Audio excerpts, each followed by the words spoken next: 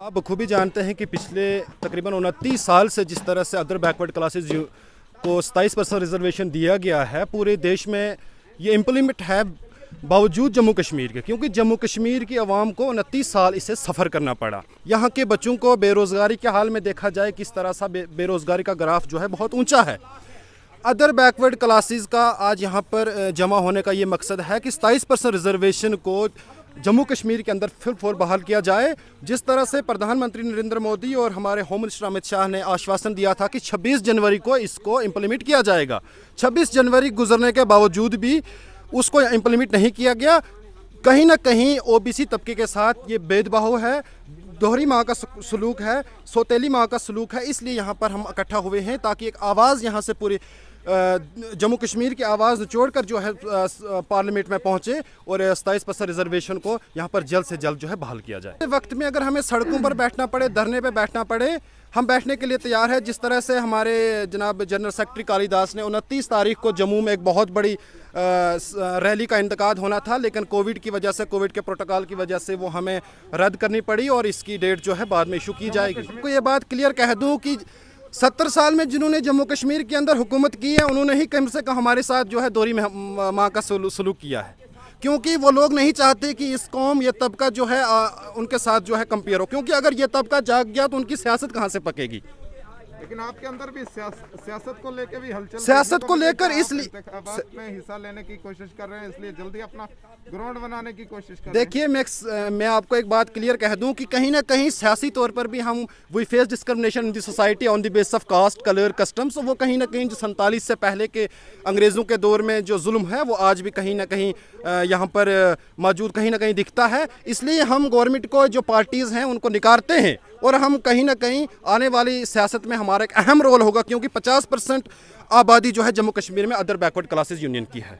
के माध्यम से हमारी आवाज़ हमारी हुकूमत तक, गवर्नमेंट ऑफ इंडिया तक पहुंचाते हैं। इसके लिए मैं आपका बहुत ही शुक्रगुजार हूं। मैं ओबीसी का गोलन्नास कॉन्स्टिट्यूंसी का इंचार्ज हूं।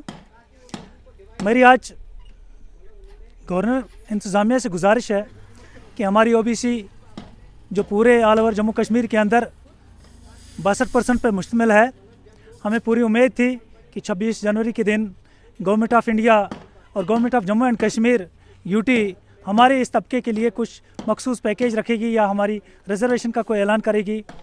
आज भी हमारे साथ धोखा किया गया।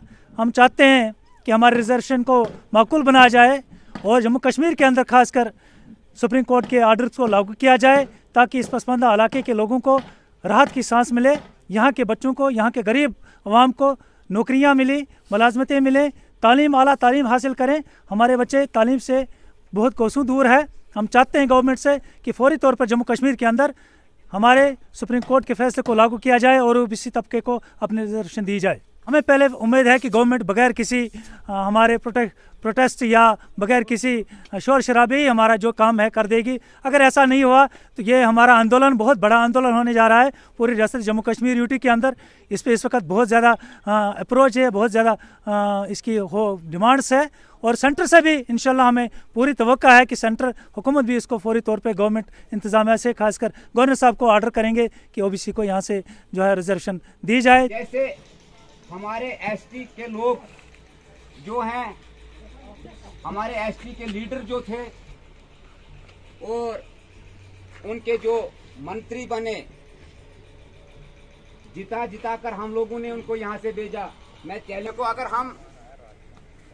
अगर हमारे ऊपर कोई जिम्मेवारी सौंपी गई तो मुझे नहीं लगता है कि मैं सिर्फ अपने ही तबके को आगे चलाऊं। मेरा ध्यान का कहता है और जैसे तो उसने अपने कंधे पे बोझ उठा करके उस बुढ़िया के घर में पहुंचाया था। मैं पूरा नहीं बताऊंगा, मैं थोड़ा बताऊंगा। कौम की हालत नहीं बदली, न हो जिसको ख्याल खुद अपनी हालात बदलने का। तो कहने का मकसद ये है कि देखो हम लोग आज तक भी अभी सोए हुए हैं।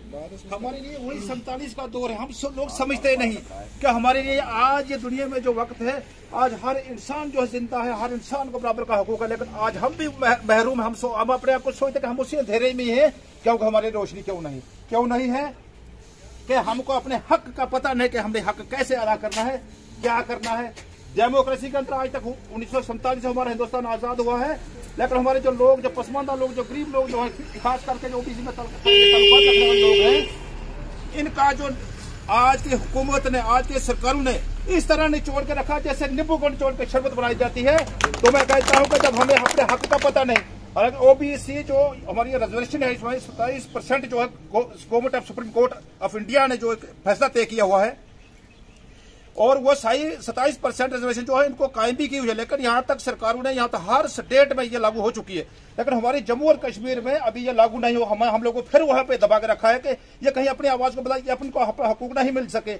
लेकिन बकरे की माँ कब तक खैर मनाएगी, कब तक हम इस जुल्म सितम के शिकार में रहेंगे? हम जब तक अपने आप को बदलेंगे तब तक हमें कोई नहीं बदल सकता। कहने की मकसद ये है कि भाई आप जिंदा हो जाओ। हर इंसान का खून कहता है कि हम हर वक्त अब जोश खोश अपने तन मनो धन के साथ खड़े हो जाओ। ये मातृभूमि हम इसकी रक्षा के लिए पैदा हुए हैं, अपने हक के लिए खड़े हो जाओ। यार कुछ नहीं होता है यहाँ पे जब सियासत लोग सियासत करने के लिए आते हैं, कोई कहता है यार ये भारतीय जनता पार्टी का, कोई कहते हैं कांग्रेस का, कोई ये छोड़ दीजिए मुसलमान मंदिर है, मस्जिद है, इस फिरका को छोड़ दो। अगर हम 80 लोग जब इकट्ठे हैं तो 20 लोग हम पे हुकूमत करते हैं, ऐसे हम ये इलीगेशन लगा के एक दूसरे को लड़ाने का हो। हम लोग ये नहीं जानते कि अगर आज भी हम इस चीज को नहीं समझेंगे, आज भी हम पे ये छुरियां चलती रहेंगी, फिर हम कब लोग ने न समझोगे तो मिट जाओगे हिंदुस्तान वालों कि नहीं ये दास्तान का ही तुम्हारी दास्तानों में। अगर हम आज भी नहीं समझे तो हम उससे बेहतर यार मिट के क्या करें। मिट के तो हमें भी बहुत, मुझे भी पता जज्बात आ जाते हैं जब हम किसी स्टेज में बोलते हैं, तो खास करके गरीब ही लोग जो हमेशा है वो उनको इग्नोर किया जाता है। हमारी परसों मीटिंग में साहब भी बटौत में थी, इसी के बारे में हम चर्चा कर रहे हैं कि 80% लोग जो पहले तो हम इस चीज को समझे, ये ना समझे कि अब मैं यहाँ पे आके भाषण कर दूंगा, कल आ गया व्हाट्सएप पे यार शेर से यार पुजारी यार बाणगढ़ फलासफे मार रहा है, इसको क्या पता है क्या है। लेकिन हम सब एक है, हमारा मालिक एक है, सबका मालिक एक ही है। हमारे महात्मा गांधी जी जब यहाँ पे पहले हिंदुस्तान के अंदर आए थे तो महात्मा ऐसे नहीं कहे। जब गुजरात के अंदर चले गए थे ना, तो जब गुजरात के अंदर गए तो एक औरत थी, नहारी थी, नंगी नहारी थी बेचारी, उसके पास अपने उस्मान कम्युनिकेशन गूल, जहां हर किस्म के इलेक्ट्रॉनिक आइटम मुनासिब कीमतों में दस्तयाब हैं, जैसे fridge, washing machine, geyser, mobile phone, solar light, inverter battery, LED, rice cooker वगैरह। तो देर मत कीजिए, गूल का मशहूर शोरूम उस्मान कम्युनिकेशन, मीन बाजार, गूल। अब संगलदान में कॉस्मेटिक की हर आइटम मुनासिब कीमतों में दस्तयाब है। याद रखिए, संगलदान का मशहूर showroom Manas cosmetic, Sangaldan.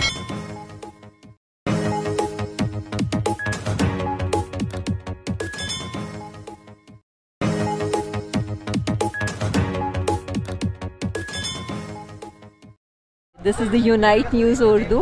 I highly recommend you people, like whosoever is watching me, to follow them. Thank you so much.